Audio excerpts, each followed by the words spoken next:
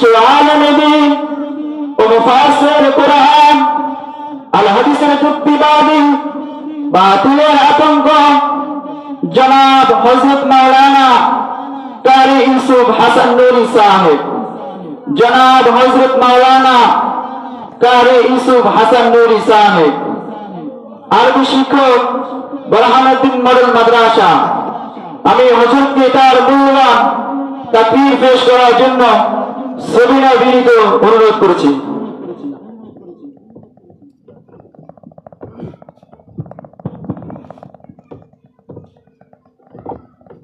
السلام عليكم ورحمة الله وبركاته. الحمد لله الذي أكرم الذي علم بالقلم، علم الإنسان ما لم يعلم. نشهد أن لا إله إلا الله وحده لا شريك له، ونشهد أن محمدا عبد الله ورسوله، أرسله الله بالحق بشيرا ونذيرا وداعيا إلى الله بإذنه وسراجا منيرا. فقد قال الله سبحانه وتعالى في كلامه المجيد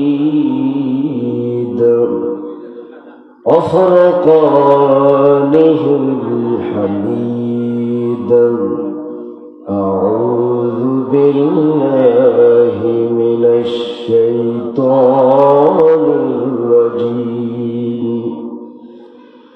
بسم الله الرحمن الرحيم. ولقد بعثنا في كل أمة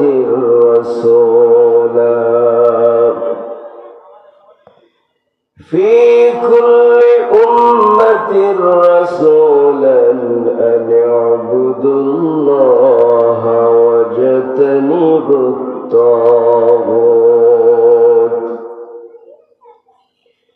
فمنهم من هدى الله ومنهم من حقت عليه الضلالة. فسيروا في الأرض فانظروا كيف كان عاقبة المكذبين. وقال تعالى في شان حبيبه مخبرا وآمرا: فأعوذ بالله من الشيطان الرجيم. بسم الله الرحمن الرحيم. إن الله وملائكته يصلون على النبي يا أيها الذين آمنوا صلوا عليه وسلموا تسليما.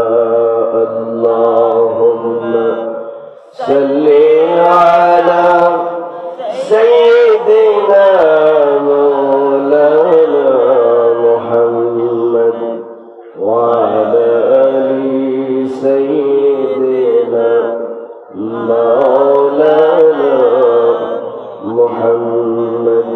اللهم صل على سيدنا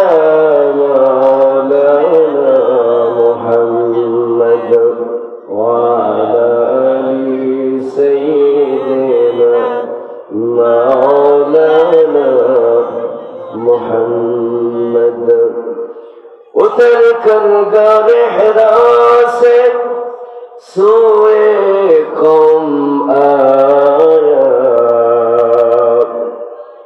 उतर कर गारे हिरा से सोए कौम आया और एक नुस्खे क़िमिया सतलाया अल्लाहुम्मा सल्ली अला सय्यदना मौलाना मुहम्मद वाला अली सय्यदना मौलाना मुहम्मद बलगल उला बिकमालिही कशफत दुजा बिजमालिही हसनत जमीओ खिसालिही सल्लु अलैहि व आलिही अल्हम्दुलिल्लाह বাইতুর রহমান ইদাগাজী জামে মসজিদের উদ্যোগে এবং এলাকাবাসীর সার্বিক সহযোগিতায় আয়োজিত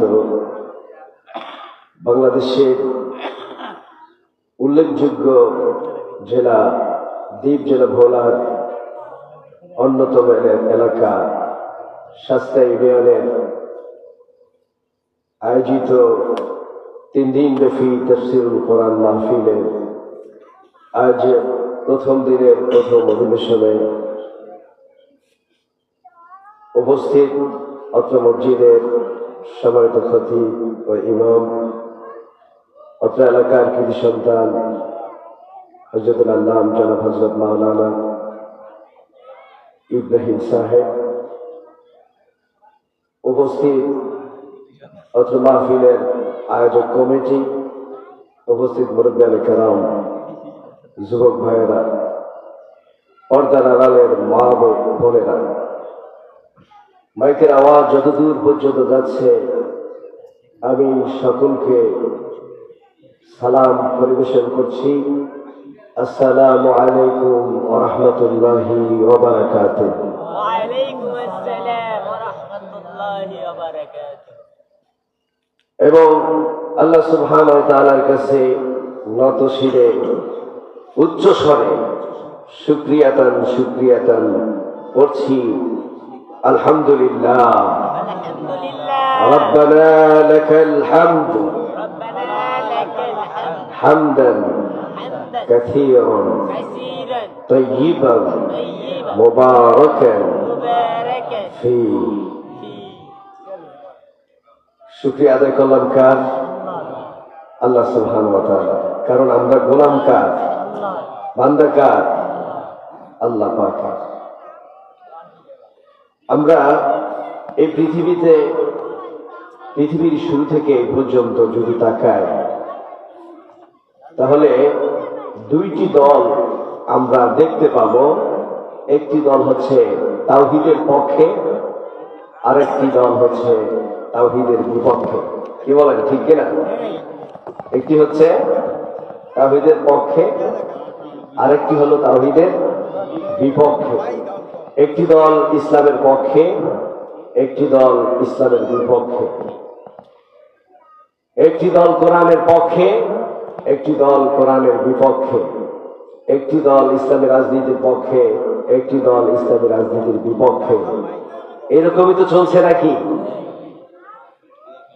আসলে আমি যে সূরাটি আপনাদের সামনে তেলাওয়াত করেছি, এই সূরাটিও এবং যে আয়াতটি আপনাদের সামনে তেলাওয়াত করেছি, এই আয়াতটির মধ্যেও এই বিষয়টি রয়েছে যে যুগে যুগে আল্লাহ সুবহানাহু ওয়া তাআলা যত রসুল পাঠিয়েছেন, সমস্ত রসুলের একই কথা ছিল যে ইবাদত করো একমাত্র আল্লাহ, ইবাদত একমাত্র আল্লাহ, সার্বভৌমত্বের মালিক মনে করো একমাত্র আল্লাহকে, আর তাগুতের সাথে সম্পর্ক ছিন্ন করো।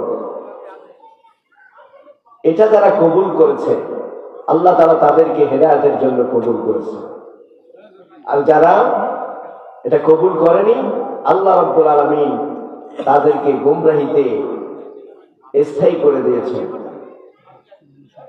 আর আল্লাহ রাব্বুল আলামিন বলছেন, তবে রেজাল্ট হিসেবে যারা সত্যের পক্ষে ছিল আর যারা সত্যের পক্ষে ছিল না, সত্যকে মিথ্যা প্রতিপন্ন করেছে, এই জাতি কি পরিণতি হয়েছে এটা হবে তখন ওহীর অর্থ। আল্লাহ পাক বললেন, আমি মৌমাছির মাথার মধ্যে বুদ্ধি দিয়ে দিলাম।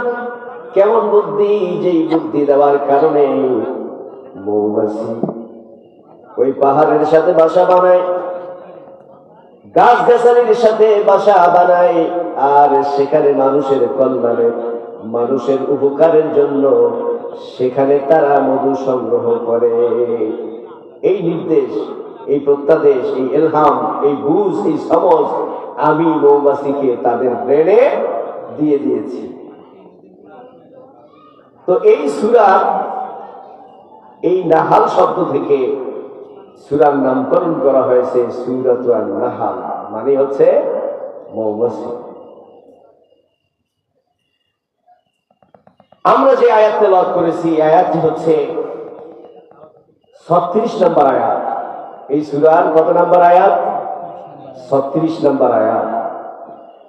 এই আয়াতের মধ্যে আল্লাহ পাক বলেন, وَلَقَدْ بَعَثْنَا فِي كُلِّ أُمَّةٍ رَسُولًا। ও দুনিয়ার মানুষেরা শোনো, পৃথিবীর শুরু থেকে এই পর্যন্ত যত জাতি পৃথিবীর বুকে ছিল, সমস্ত জাতির মধ্যেই আমি রব্বুল আলামিন রাসূল পাঠিয়েছি। এমন কোন জাতি অতিবাহিত হয় নাই যাদের কাছে আল্লাহর পক্ষ থেকে রাসূল আসেনি। তো তাদেরকে আল্লাহ তাআলা তাদের মাধ্যমে জাতিকে কি মেসেজ দিলেন? আল্লাহ পাক বললেন, রাসূলদেরকে আমি এই জন্য পাঠিয়েছি, তারা মানুষকে এসে এই মেসেজ দিয়েছে, আনি'বুদুল্লাহ ওয়াজতানিবুত তাগুত। তারা মানুষকে একই কথা বলেছে, এক আল্লাহর দাসত্ব করো, গোলামি করো, আর সমস্ত তাগুতের গোলামি বন্দেগী ছেড়ে দাও, কেবলমাত্র এককভাবে আল্লাহ রাব্বুল আলামিনের ইবাদত করো। আল্লাহ পাক রব্বুল আলামিন অন্য আয়াতের মধ্যে মহাগ্রন্থ আল কোরআনে বলেন, ওয়াকাদা রাব্বুকা আল্লা তা'বুদু ইল্লা ইয়্যাহ। আল্লাহ পাক নির্দেশ দেন মানুষদেরকে, তাকিদ দেন মানুষদেরকে, কেবলমাত্র একমাত্র শুধুমাত্র আল্লাহর ইবাদত করার জন্য, আল্লাহ ছাড়া অন্য কারো যাতে ইবাদত না হয়। নবীগণ আল্লাহর পক্ষ থেকে মেসেঞ্জার হিসেবে, রাসূল হিসেবে এসে এই দাওয়াতি মানুষদেরকে দিয়েছেন। তবে সেই ক্ষেত্রে সমস্ত তাগুতের বন্দিগি ছাড়ার কথাও বলেছে। আর যদি তাগুতের বন্দিগি হয়, আল্লাহরও হয়, তাহলে এটা খালেস নির্ভেজাল ভাবে আল্লাহর ইবাদত হবে না, বরং এটা মুনাফিকি হবে। কি হবে? মুনাফিকি হবে। আমরা কেন মুনাফিকি করব? কারণ আল্লাহর ইবাদত ছেড়ে, আল্লাহ পাকের বন্দিগি ছেড়ে আমরা কেন অন্যের ইবাদত করব? পৃথিবীর যেদিকে তাকাই, সেদিকে তাকাইলে কেবলমাত্র আমার আল্লাহর নিয়ামতগুলোই আমরা দেখতে পাই। ঠিক কিনা বল? এই পৃথিবী একেবারে বড় থেকে বড়, ছোট থেকে ছোট, এই প্রত্যেকটা জিনিস অন্য কেউ কি বানাইছে নাকি আমার আল্লাহ বানাইছে? বরঞ্চ যারা আমার আল্লাহর হুকুম না মেনে ওই তাগুতের কথা মেনে চলে, তাগুতের গোলামি করে, আল্লাহ ব্যতীত অন্য কারো উপাসনায়, অন্য কারো হুকুমত কায়েম করার চেষ্টা করে, তাদেরকেও যদি আপনি জিজ্ঞাসা করেন যে আসমান কে বানাইলো, তারাও কিন্তু একই উত্তর দিবে যে আল্লাহ বানাইছে। ঠিক নয় কি? এই কথাও তো আল্লাহ রাব্বুল আলামিন মহাগ্রন্থ আল কোরআনের সূরা জুমারের মধ্যে বলে দিলেন, আল্লাহ পাক স্পষ্ট বলেন ওই কাফের মুশরিকদেরকে যারা আমার ইবাদত ব্যতি রেখে আমার গোলামি বাদ দিয়ে আমার দাসত্ব বাদ দিয়ে মানব রচিত করে তাদেরকে যদি আপনি জিজ্ঞাসা করেন নবী হে, তাহলে দেখেন তারা কি উত্তর দেয়। আল্লাহ পাক বলেন وَلَئِن سَأَلْتَهُم مَّن خَلَقَ السَّمَاوَاتِ وَالْأَرْضَ নবী, আপনি যদি তাদেরকে জিজ্ঞাসা করেন যারা আমার ইবাদত ছেড়ে আমার বন্দেগী ছেড়ে যারা তাগুতের বন্দেগী করে, তাদেরকে যদি আপনি একটু জিজ্ঞাসা করেন যে আসমান দেখো, এই বিশাল জমি, এই শক্ত আকাশ কে তৈরি করেছে, এই কথা যদি আপনি তাদেরকে জিজ্ঞাসা করেন, আল্লাহ পাক বলেন তারা তো একই উত্তর দেবে, লা ইয়াকুলুনা আল্লাহ।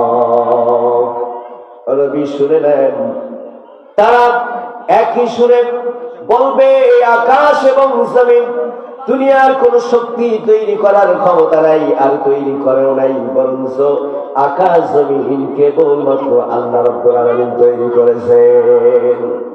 কে তৈরি করছেন?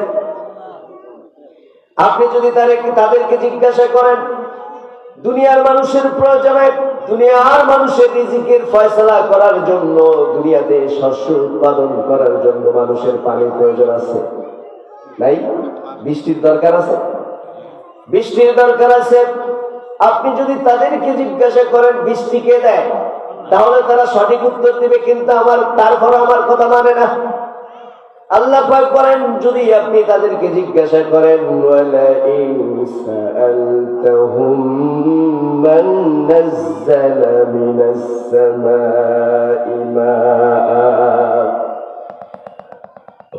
আপনি যদি তাদেরকে জিজ্ঞাসা করেন আসমান থেকে বৃষ্টি কে পাঠায়, فأحيا به الأرض من بعد موتها, নবী তাদেরকে যদি বলেন ওই যে জমিন যেটা ফেটে চৌচির হয়ে গেছে, জিন্দা তরুতাজা জমি ফেটে যখন মৃত্যুর মতো হয়ে গেছে, এই মৃত জমিনকে আবার কে বৃষ্টি পাঠায় জীবিত করে, এই কথা যদি আপনি ওই তাগুতের অনুসারীদেরকে জিজ্ঞাসা করেন, কাফের মুশরিকদেরকে যদি জিজ্ঞাসা করেন, তারা ঠিকই উত্তর দিবে লা ইয়াকুলুনা আল্লাহ। নবী তারা একই উত্তর দিবে এটা কেবলমাত্র আমার আল্লাহ করেছে।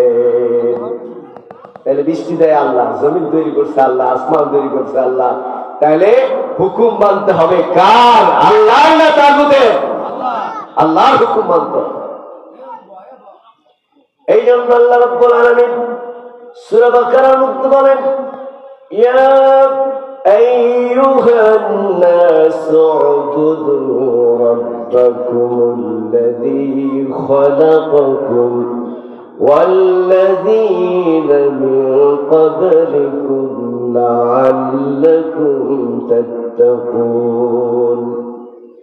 আল্লাহ পাক রব্বুল আলামিন বলেন ও দুনিয়ার মানুষেরা শোনো, তোমরা কেবলমাত্র আমার ইবাদত করো, কারণ হলো দুনিয়ার কেউ তোমাকে তৈরি করে নাই, আমি তোমার রব, আমি আল্লাহ তোমাকে তৈরি করেছি।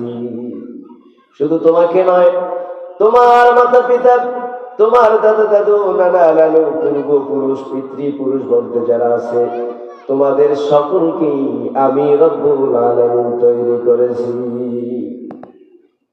আল্লাহ পাক রব্বুল আলামিন বলেন লাআল্লাকুম তাত্তাকুন, যদি আমার গোলামি করতে পারো, কেবলমাত্র আমার দাসত্ব করতে পারো, বান্দা শোনো, তোমাদেরকে আমি বলছি আমার দাসত্বের মাধ্যমে কেবল তোমরা মুত্তাকি হতে পারো।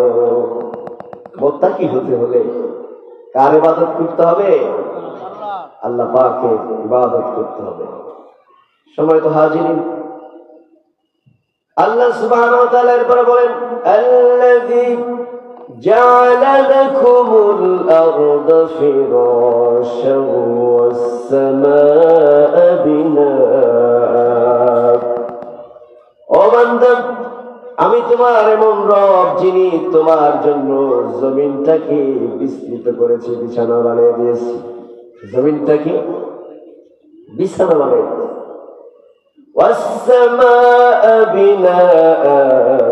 আল্লাহ পাক বলেন, শুধু তাই নয় বান্দা, তোমার মাথার উপরে আকাশ বানায়া আমি রব্বুল আলামিন ছাদের ব্যবস্থা করে দিয়েছি।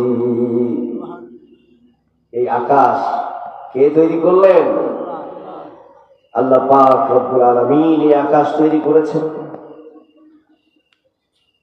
وأنزل من السماء ماء فأخرج به من الثمرات رزقا لكم।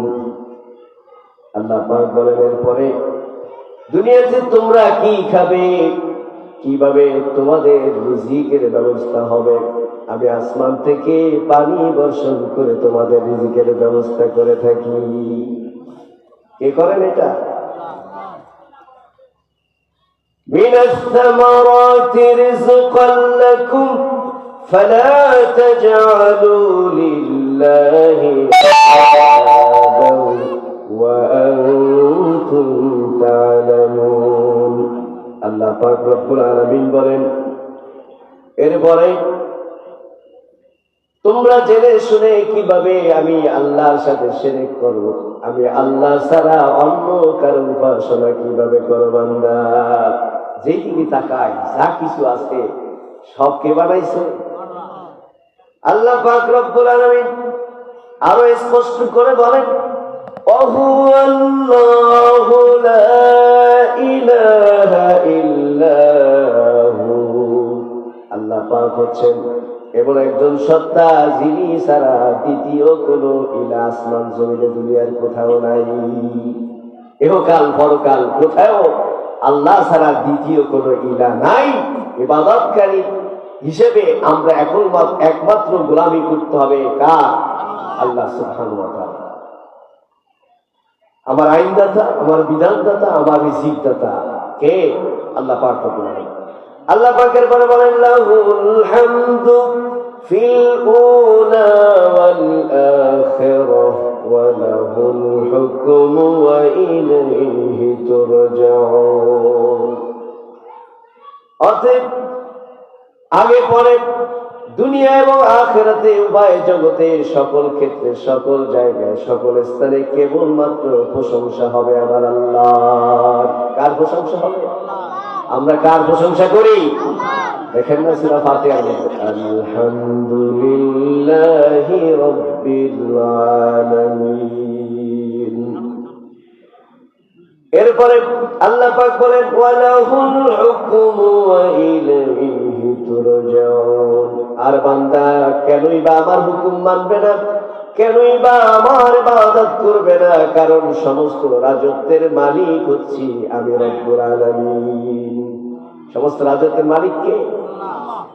আল্লাহ পাক বলেন, সমস্ত রাজত্বের মালিক আমি। তাবারাকাল্লাযী বিয়াদিহিল মুলকু ওয়া হুয়া আলা কুল্লি শাইইন কাদির।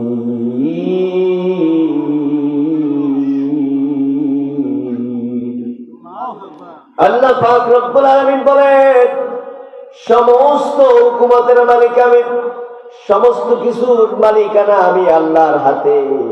আসমান জমিনের মালিকানাও আমি আল্লাহ পাকের হাতে। অতএব সমস্ত ক্ষমতার উৎস জনগণ নাকি আমার আল্লাহ? সমস্ত ক্ষমতার উৎস কে?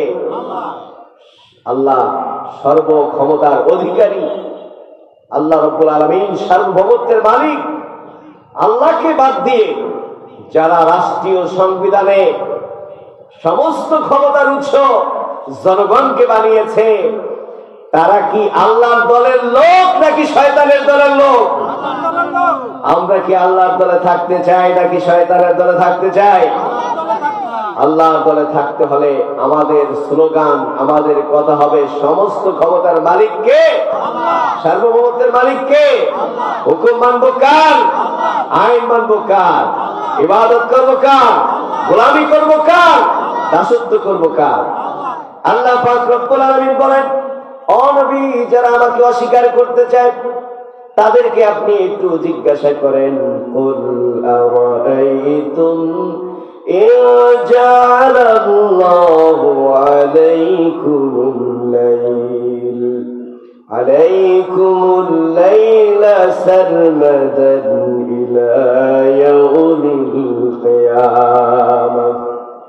অনবী আপনি তাদেরকে জিজ্ঞাসা করুন, আল্লাহ পাক রব্বুল আলামিন যদি চান এই যে রাত্র দেখেন, এই রাত্রটাকে আমার আল্লাহ যদি কিয়ামত পর্যন্ত বড় করে দেন, এই রাত্রটা যদি কিয়ামত পর্যন্ত আমার আল্লাহ স্থায়ী করে দেন, রাত্র যদি আর না পোহায়, তাহলে কি এমন কেউ আছে যে এই রাত্রটাকে পরিবর্তন করে আবার এই রাতের জায়গায় দিন এনে দিতে পারে? আছে কি? আল্লাহ পাক বলেন, মান ইলাহুন গায়রুল্লাহি ইয়াতিকুম বিদিয়া। রবি জিগান তাদেরকে জিজ্ঞাসা করেন, এই রাত্রটাকে পরিবর্তন করার মতো ক্ষমতা কি কারো আছে নাকি? আল্লাহ পাকের পরে বলেন, আফালা তাসমাউন।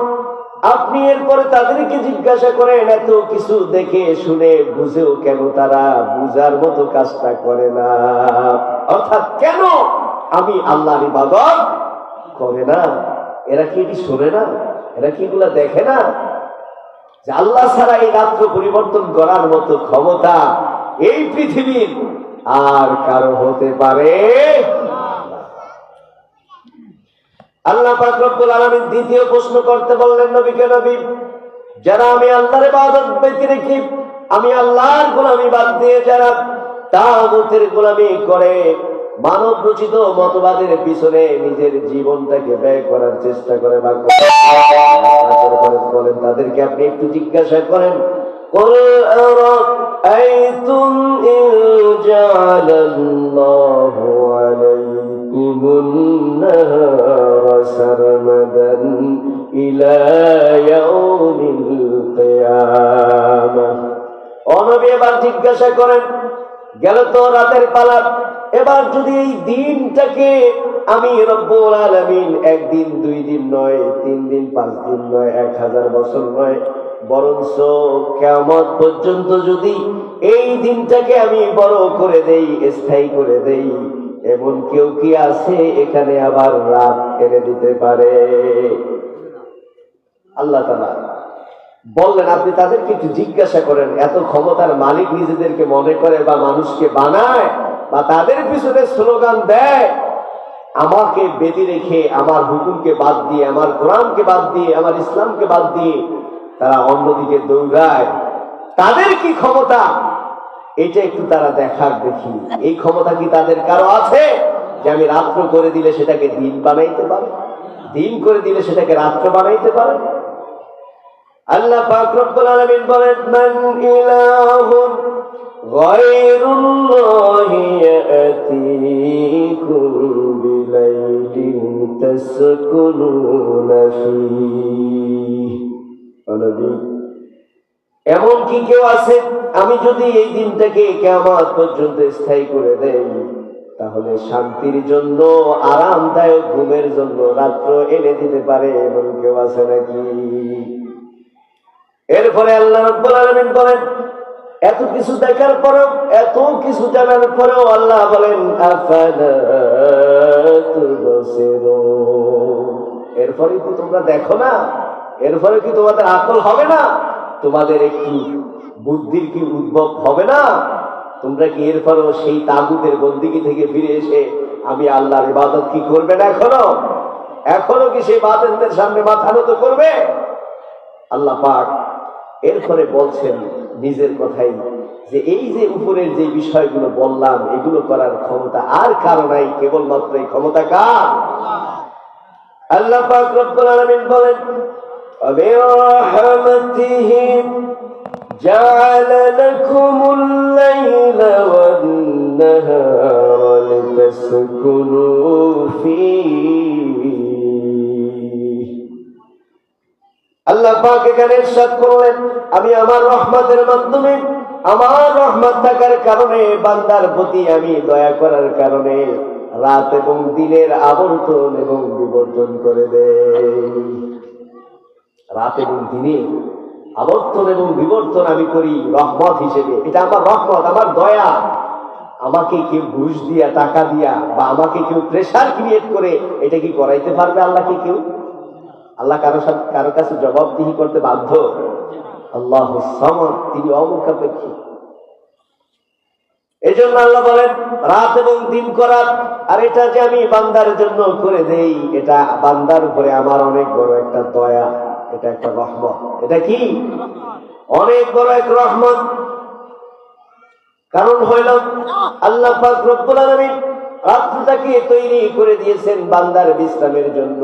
সারা দিনের ক্লান্তি শেষ করে বান্দা যখন বিছানায় ঘুমাতে যাবে, এই ঘুমের মাধ্যমে বান্দার সারা জীবন, সারা দিনের ক্লান্তি দূর হয়ে যাবে। এই জন্য পরিবেশটাকে তিনি কি করেছেন? সুন্দর করেছেন, মনোরম করেছেন, যাতে বান্দা শান্তির ঘুমটা ঘুমাইতে পারে। আল্লাহ পাক সূরা নাবার মধ্যে বলেন وَجَعَلْنَا اللَّيْلَ لِبَاسًا وَجَعَلْنَا النَّهَارَ مَعَاشًا। আল্লাহ পাক বলেন আমি বান্দার জন্য রাত্র বানাইছি বান্দা যাতে আরাম করতে পারে, আর দিনকে বানাইছি বান্দা যাতে তার রিজিক অন্বেষণ করতে পারে, তার কামাই করতে পারে। আর যদি রাত্রটা এমন সময় আমরা কাজ করি, দেখেন না কত মানে বাতিল দরকার হয়, কত সমস্যায় পড়তে হয় রাত্রে কাজ করলে, ঠিক না? এইদিকে চোখে দেখি না, এটার লাগে উষ্ঠা, ওটার লাগে উষ্ঠা, ঠিক না? কত হাজার সমস্যা। কিন্তু দিনের বেলা কি এটা হয়? দিনে কাজ করার উপযোগী করে আল্লাহ তাআলা তৈরি করেছেন, রাতে বিশ্রামের উপযোগী করে আল্লাহ তৈরি করেছেন। আল্লাহ পাক বলেন ওয়াজআলনা নাওমাকুম সুবাতা। ও বান্দা, তোমার ঘুমটাকে আমি করেছি ক্লান্তি দূরকারী, এবং কি তোমার যে দুইটা ঠোঁট দিয়ে তুমি কথা বলো, একটা জিহ্বা দিয়ে তুমি কথা বলো, তোমার কথা মানুষ বুঝতে পায়, এই জিনিসগুলো তো আমি আল্লাহ তোমাকে দিয়েছি। আল্লাহ পাক বলেন আলাম নাজআল লাহু আইনাইনি ওয়া লিসানাহু ওয়া শাফাতাইন। ও বান্দা, তুমি আমাকে কিভাবে বলে থাকো? তুমি এই দুনিয়ার হাজারো সৌন্দর্য যেই দুইটা চক্ষু দিয়া দেখো বান্দা, ওই দুইটা চোখ তো তোমারে দুনিয়ার কেউ দেয় নাই, আমি আল্লাহ দুইটা চোখ তোমারে দিছি। কে দিছে? আলাম নাজআল লাহু আইনাইন, আমি কি তোমারে দুইটা চোখ দেই নাই? এই দুইটা চোখ, যেই দুইটা চোখ দিয়ে তুমি দুনিয়ার হাজারো নেয়ামত দেখতে পাও, সন্তানের মুখ দেখতে পাও, পিতামাতা দেখতে পাও, আত্মীয় স্বজন দেখতে পাও, দুনিয়ার চতুর্দিকের যত সৌন্দর্য আছে, মনোরম পরিবেশ আছে, সকল কিছু দেখতে পাও বান্দা। এই দেখার মতো দুইটা চোখ তো তোমারে আমি দিছি। কে দিছে? আলাম নাজআল লাহু আইনাইন। শুধু কি তাই বান্দা, অলিসানাহু ওয়া শাফাতাইন। ও বান্দা, তাকে দেখো তোমার দিকে। তোমার মতো কত মানুষ আছে দুনিয়াতে কথা বলতে পারে না, কথা মানুষ বুঝেও না, এমন মানুষ আছে কিনা বলেন? নাই? বোবা মানুষ নাই? কথা বুঝে না এমন মানুষ নাই? কিন্তু তুমি যেই দুইটা ঠোঁট দিয়ে কথা বলো, স্পষ্ট কথাগুলো তোমার মুখ দিয়ে বের হয়, যে একটা জিহ্বা এবং দুইটা ঠোঁট, সুন্দর দুইটা ঠোঁট এবং জিহ্বাও তো আমি তোমাকে দিছি। অতএব এত কিছু নেয়ামত আমি তোমাকে দিলাম, তোমার জন্য এই দুনিয়াটা এত সুন্দর করে সাজাইলাম, তারপরও কি তুমি আমাকে ভুলে যাবে? তারপরও কি আমার ইবাদত করবে না? আফালা তুবসিরুন আফালা তাসমাউন। এরপরও কি তোমার জ্ঞান হবে না, হুঁশ হবে না? এরপরও কি সেই তাগুতের পিছনে স্লোগান দিবে? আমার নেতার চরিত্র ফুলের মতো পবিত্র, নামাজ নাই, একত্র, স্লোগান আছে না নাই? অথচ আপনার আমার জন্য নেতা আল্লাহ রাব্বুল আলামিন পাঠাইছে কি পাঠায় নাই? পাঠায় নাই? লাকাদ কানা লাকুম ফি রাসূলিল্লাহি উসওয়াতুন হাসানাহ। আল্লাহ পাক বলেন, ও দুনিয়ার মানুষেরা শোনো, তোমাদের জন্য আমি উত্তম আদর্শ হিসেবে আমার রাসূল মুহাম্মদুর রাসূলুল্লাহ সাল্লাল্লাহু আলাইহি সাল্লামকে পাঠিয়েছি। অতএব তার মধ্যেই রয়েছে তোমার ব্যক্তি জীবন, তোমার পারিবারিক জীবন, তোমার রাজনৈতিক জীবন, তোমার সামাজিক জীবন, তোমার অর্থনৈতিক জীবন, তোমার ব্যবসায়িক জীবন, তোমার চাকরির জীবন, প্রত্যেকটা সেক্টর কেমন হবে এই আদর্শ আমার নবীর মধ্যে রয়েছে। অতএব সেই নবীকে অনুসরণ বাদ দিয়া, নবীকে নেতা মানা বাদ দিয়া অন্য নেতার পিছনে স্লোগান দেয় কি দেয় না? যারা আমার নবীকে বাদ দিয়া অন্য নেতার পিছনে স্লোগান দেয়, আমি জিজ্ঞাসা করতে চাই এদের ঈমানটা কোন জায়গায় থাকে? ঈমানের তো দুইটা অংশ, একটা হইল লা ইলাহা ইল্লাল্লাহ, আরেকটা হইল মুহাম্মাদুর রাসূলুল্লাহ। ইবাদত করব আল্লাহর পদ্ধতি এবং নেতা হিসেবে সিস্টেমটা হবে আমার নবী। আর ইবাদত এমন কোন বিষয় নয় যে আপনি শুধুমাত্র নামাজ পড়লে ইবাদত হয়ে যাবে। ইবাদত এমন কোন বিষয় নাই শুধুমাত্র রোজা রাখলেই কেবল ইবাদত হয়ে যাবে, শুধুমাত্র হজ করলেই কেবল ইবাদত হয়ে যাবে, শুধুমাত্র যাকাত দিলে ইবাদত হয়ে যাবে। এটার নাম শুধুমাত্র ইবাদত নয়। যদি শুধু নামাজ ইবাদত হইত, তাহলে সূর্য যখন উদয় হয় আর সূর্য যখন অস্ত যায় আর যখন ঠিক দ্বিপ্রহর হয়, এই সময় নামাজ পড়া যায় কি যায় না? পড়া যায়? যায় না, হারাম। এই সময় নামাজ পড়া কি হারাম। আবার দেখুন, শুধুমাত্র রোজা রাখলে যদি ইবাদত হতো, রোজা রাখাটাই যদি একমাত্র কেবলমাত্র ইবাদত হতো, তাহলে ঈদের দিনে কেন রোজা রাখা যায় না? ঈদের দিনে যদি কেউ সওয়াবের নিয়ত করে রোজা রাখে, সওয়াব হবে নাকি গুনাহ হবে? বলেন। অবশ্যই গুনাহ হবে, যেহেতু আমার রাসূল ঈদের দিনে রোজা রাখতে নিষেধ করেছেন। ঈদের দিনে রোজা রাখলে কি হবে? রোজা যদিও সওয়াবের কাজ, কিন্তু ঈদের দিনে রাখলে গুনার কাজ। তাহলে বুঝা গেল নামাজ রোজাই কেবলমাত্র ইবাদত নয়। ইবাদত হচ্ছে আওয়ামিরিল্লাহি তাআলা ওয়ান নাওয়াহি, বান্দার জীবনে আল্লাহ পাকের পক্ষ থেকে যেই সময়ে যেই নিষেধ, সেটা মেনে চলার নাম হলো ইবাদত। আর এই ইবাদতের জন্যই রাসূলগণ যুগে যুগে মানুষকে আদেশ দিয়েছেন, আর রাসূলদের কাম এটাই ছিল। আমি যে আয়াত তেলাওয়াত করছি আপনাদের সামনে, এই আয়াত একই কথা বলছে, ওয়ালাকাদ বা'আসনা ফি কুল্লি উম্মাতির রাসূলা আন ইউবুদুল্লাহা ওয়াজতানিবুত তাগুত। আল্লাহ পাক রব্বুল আলামিন বলেন, প্রত্যেক যুগের প্রত্যেক জাতির কাছে যে রাসূলদেরকে আমি পাঠিয়েছি, তারা মানুষদেরকে এসে একই কথা বলেছে, ইবাদত করো একমাত্র আল্লাহ রাব্বুল আলামিনের। নামাজ পড়ো বলে নাই, রোজা রাখো বলে নাই। এখানে কি এই কথা বলছেন রাসূলগণ? রোজা, নামাজ, হজ, যাকাত এটা তো ইবাদতের একটা অংশ, কিন্তু এইটাই পুরো ইবাদত নয়। এইটাই সম্পূর্ণ ইবাদত নয়। যেমন দেখুন, আমার এই শরীরটা, আমার হাতটা যদি আলাদাভাবে কেটে যায়, অন্য জায়গায় কেটে রাখা হয়, তাহলে এটা কি আমার শরীর না আমার হাত? পাটা যদি অন্য জায়গায় কেটে রাখা হয়, এটা কি আমার শরীর না আমার পা? চোখটা যদি অন্য জায়গায় রাখা হয়, তাহলে এটা কি চোখ নাকি শরীর? এইভাবে যখন সবগুলো একসাথে থাকবে, চোখ, নাক, কান, হাত, পা সবগুলা যখন এক জায়গায় জমা হবে, একটার সাথে মিশবে, তখন গোটাটা মিলে হবে একটা শরীর। কিন্তু একটা একটা আলাদা আলাদা যদি বলি, তাহলে হবে শরীরের একটা অংশ। এটা কি বুঝতে পারছেন আপনারা?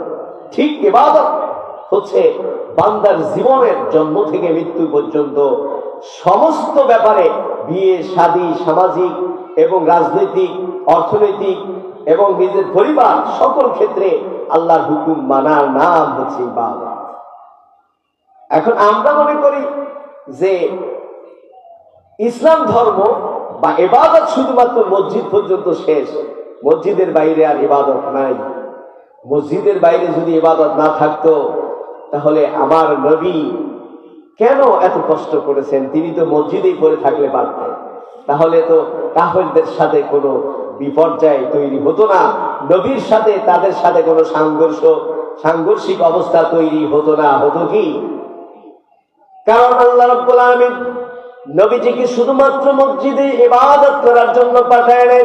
আল্লাহ তাআলা স্পষ্ট জানিয়ে দিয়েছেন নবীজিকে, হুয়াল্লাযী আরসালা রাসূলাহু বিল হুদা ওয়া দীনিল হাক্কি লিইয়ুযহিরাহু আলাদ-দীনি কুল্লি ওয়ালাউ কারিহাল মুশরিকুন।